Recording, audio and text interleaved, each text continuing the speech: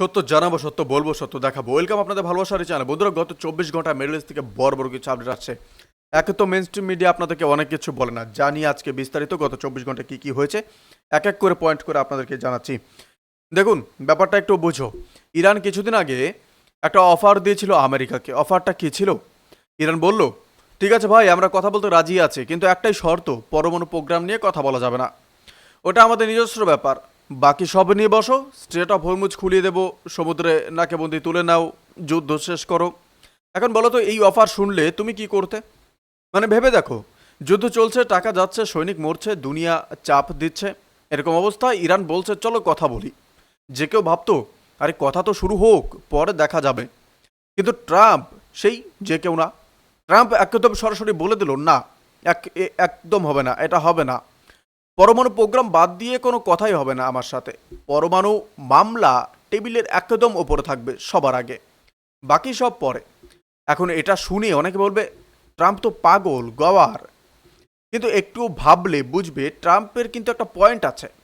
ব্যাপারটা হলো, ইরান যদি পারমাণু অস্ত্র বানিয়ে ফেলে, তাহলে কালকে থেকে ইরান সম্পূর্ণ অন্য একটা শক্তি হয়ে যাবে। পরমাণু অস্ত্র মানে তো বুঝোই, মানে হলো আমাকে আর কেউ ছুঁতে পারবে না।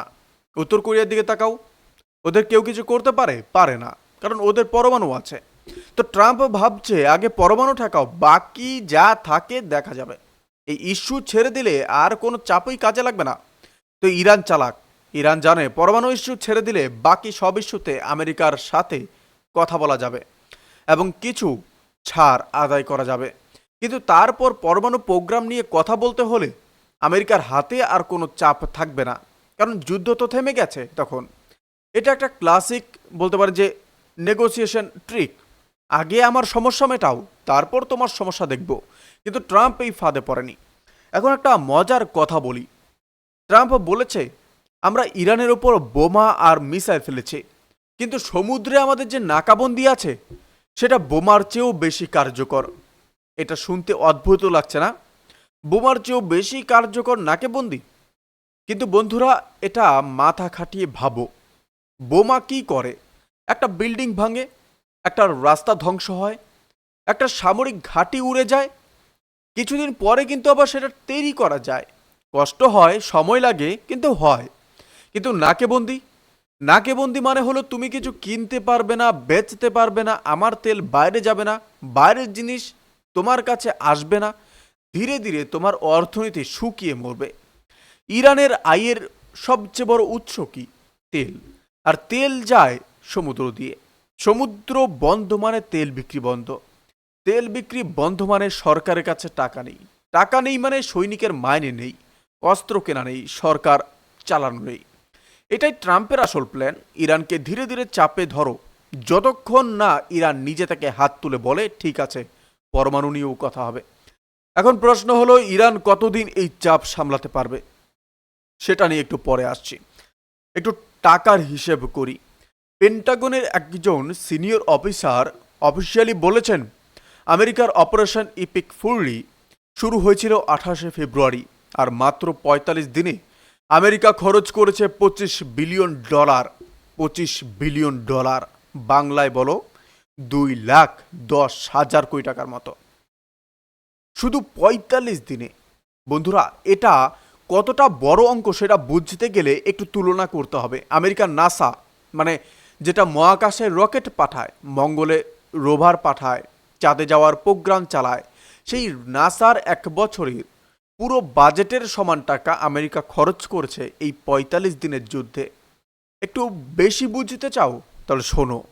এই $25 বিলিয়ন দিয়ে ওমান, পানামা বা জর্জিয়ার মতো দেশগুলোর সব মানুষকে এবং ওই দেশগুলোর মোট জনসংখ্যার 40 লাখের মতো টানা 10 বছর ভরপেট খাওয়ানো যেত, শুধু একটা যুদ্ধের ৪৫ দিনের খরচে। এখন পেন্টাগনের অফিসারদের সংসদে সদস্যরা জিজ্ঞেস করেছিল এত টাকা খরচ করছো কেন? জনগণ নাখোশ হচ্ছে, দেশে তো নানান সমস্যা আছে। জবাবে পেন্টাগন অফিসাররা কি বলল জানো? বলল ইরানকে পরমাণু অস্ত্র বানাতে আটকাতে যত টাকাই লাগুক সেটা কম। এই দামে যদি ইরান পরমাণু না বানাতে পারে তাহলে এটা সস্তায় পড়ল। মানে বুঝলে, আমেরিকার কাছে এটা রাজনৈতিক না, এটা অস্তিত্বের প্রশ্ন। ইরানের হাতে পরমাণু মানে মধ্যপ্রাচ্যে আমেরিকার যে আধিপত্য, সেটা একটা বড় চ্যালেঞ্জের মুখে পড়বে। সেটা ট্রাম্প হোক, বাইডেন হোক, কেউই চাইবে না। বন্ধুরা, আসে ইসরায়েলের কথায়। ব্যাংক অফ ইসরায়েলের গভর্নর নিজে বলেছেন, 7 অক্টোবর থেকে যুদ্ধ শুরু হওয়ার পর থেকে এখন পর্যন্ত ইসরায়েলের মোট যুদ্ধ খরচ প্রায় $137 বিলিয়ন ছাড়িয়ে গেছে।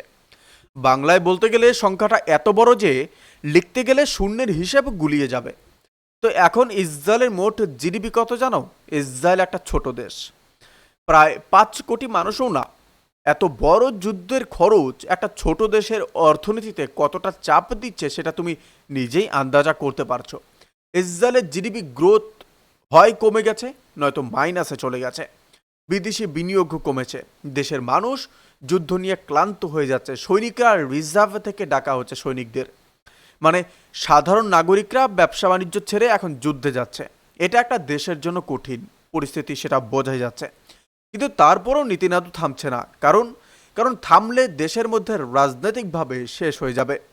ইসরায়েলের বড় একটা অংশ বলছে, 7 অক্টোবরের পর যদি ঠিক মতে জবাব না দিই, তাহলে আগামী প্রজন্ম আর নিরাপদই থাকবে না। এই চাপে নীতিনাদু লড়াই চালিয়ে যাচ্ছে। বন্ধুরা, আসুন ইরানের দিকে একটু তাকাই। আমেরিকার ইসরায়েল মিলে ইরানের উপর যা বোমা বর্ষণ করেছে, বোমা, মিসাইল, ড্রোন, সেটা শুধু সামরিক ক্ষতি না। ইরানের রাস্তা, বিদ্যুৎ কেন্দ্র, তেল পরিশোধনাগার, বন্দর, মানে পুরো ইনফ্রাস্ট্রাকচারের একটা বড় অংশ ধ্বংস হয়ে গেছে। বিশেষজ্ঞরা বলছেন এই ক্ষতি এতটাই বিশাল যে কয়েক বছর, হয়তো 1 দশকেরও বেশি সময় লাগবে এটা পূরণ করতে। এখন ইরান কি করছে? ইরান স্ট্রেট অফ হরমুজে ট্যাক্স বসানোর কথা বলছে। মানে যে জাহাজ এই সরু পথ দিয়ে যাবে তাদের কাছে থেকে ইরান টাকা নেবে। এটা কেন? কারণ ইরানের টাকা দরকার ইনফ্রাস্ট্রাকচার পুনর্নির্মাণের জন্য। কিন্তু সাথে ইরান আরেকটা শর্ত দিচ্ছে, তো আমেরিকা আমাদের যে ক্ষতি করেছে তার ক্ষতিপূরণ দিতে হবে। এটা অনেকটা, তুমি আমার বাড়ি ভেঙেছো, এখন আমাকে টাকা দাও, ওই টাইপেরই দাবি আর কি। আমেরিকা যে এটা মানবে সেটা সম্ভাবনা কার্যত শূন্য, কিন্তু ইরান এটা বলে নিজের জনগণকে দেখাচ্ছে আমরা লড়ছি, নতি স্বীকার করিনি। এখন দুই দিকের ক্ষতির যোগ করলে একটাই কথা বোঝা যায়, এই যুদ্ধে কেউই জিতছে না, প্রত্যেকে হারছে, শুধু কেউ কম হারছে, কেউ বেশি। বন্ধুরা, আসি আলাদা একটা খবরে। সমুদ্র পথে একটা বিশাল কাফেলা গাজার দিকে এগিয়ে যাচ্ছে। একাধিক দেশের নৌকো মিলিয়ে প্রায় 1,000-এরও বেশি মানুষ। এরা কারা? এরা মূলত সামাজিক কর্মী, মানবাধিকার কর্মী, বিভিন্ন দেশের সাধারণ মানুষ যারা গাজায় খাবার, ওষুধ পৌঁছে দিতে চাইছে। এখন মজার ব্যাপার হলো, এই কাফেলায় আয়ারল্যান্ডের রাষ্ট্রপতি মিচেল ডি হ্যাগসিন এর বোনও নাকি আছে। মানে সাধারণ কর্মী না, বড় ঘরের মানুষও এই কাফেলায়।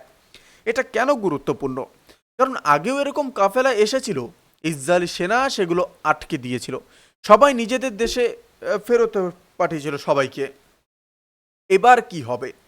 নীতিনাদু নিজে বৈঠক করেছেন এই বিষয়ে। ইসরায়েলি সামরিক বিশেষজ্ঞরা পরিকল্পনা করছে, কিন্তু এবার একটু জটিল। কারণ এবার আর শুধু সাধারণ কর্মীরা না, বিভিন্ন দেশের নামকরা মানুষজনও আছেন। যদি ইসরায়েল এদের জোর করে আটকায় বা আহত করে, তাহলে আন্তর্জাতিক চাপ অনেকটা বেড়ে যাবে। এটা একটা পিআর যুদ্ধও বটে। গাজায় যদি এই কাফেলা পৌঁছতে পারে, বিশ্বের সামনে ইসরায়েল অনেকটা কোণঠাসা হয়ে যাবে। আর যদি না পৌঁছতে পারে, তাহলে ইসরায়েল মানবিক সাহায্য আটকাচ্ছে এই ন্যারেটিভ আরও জোরদার হবে। দুদিকেই ইসরায়েলের জন্য মুশকিল। বন্ধুরা, একটা ছোট কিন্তু গুরুত্বপূর্ণ খবর। কিছুদিন আগে আমেরিকা ইরানের 2টো কন্টেনার জাহাজ আটক করেছে। একটার নাম টোস্কা, এবং এই জাহাজে ছিল 28 জন ক্রু মেম্বার। এর মধ্যে 6 জনকে ছেড়ে দেওয়া হয়েছে, কিন্তু 22 জন এখনো আমেরিকার হাতে বন্দী। সরি। তো যেটা বলছিলাম, 22 জন এখন আমেরিকার হাতে বন্দী। আর 2টো জাহাজ মিলিয়ে প্রায় 20 লক্ষ ব্যারেল তেল, সেটাও আমেরিকার দখলে।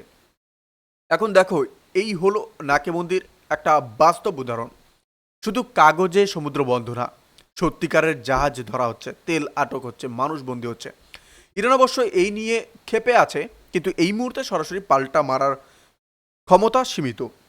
বন্ধুরা, নেক্সট আপডেট আসি লেবাননের প্রসঙ্গে। ট্রাম্প নেতানিয়াহুকে ফোন করেছে, কি বলেছে লেবাননে একটু সাবধান হও, বিল্ডিং ভাঙ্গা কমাও, এতে ইসরায়েলের ভাবমূর্তি খারাপ হচ্ছে।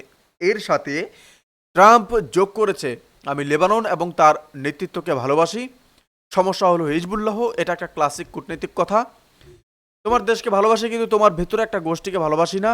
এই কথা দিয়ে লেবাননের সরকারের সাথে সম্পর্ক রাখার চেষ্টা করছে আমেরিকা। কারণ লেবানন পুরোপুরি হিজবুল্লাহর নিয়ন্ত্রণে না, লেবাননের সরকার একটা অংশ হিজবুল্লাহর সাথে, বলতে পারেন শুধু হিজবুল্লাহর সাথে। তো এদিকে নেতানিয়াহু বলছে যে লেবানন সরকারের সাথে লড়াই করো না, লড়াই করো হিজবুল্লাহর সাথে। তো এটাই নেতানিয়াহুকে বলছে ট্রাম্প। আর এটা সহজ শোনালেও বাস্তবে কঠিন, কারণ হিজবুল্লাহ লেবাননের রাজনীতিতে আর সমাজে এতটাই মিশে আছে যে শুধু হিজবুল্লাহকে মারো বাকিদের ছেড়ে যাও, এটা প্রায় কার্যত অসম্ভব। দেখুন বন্ধুরা, সব মিলিয়ে একটাই কথা আছে, এই যুদ্ধে আমেরিকা খরচ করছে টাকা, ইসরায়েল খরচ করছে টাকা আর মানুষ, ইরান হারাচ্ছে ইনফ্রাস্ট্রাকচার, অর্থনীতি, আর রাজনীতি বলেছি, অর্থনীতি। আর মাঝখানে সাদা মানুষ, গাজায়, লেবাননে, ইরান, তারা হারাচ্ছে ঘর, পরিবার, জীবন।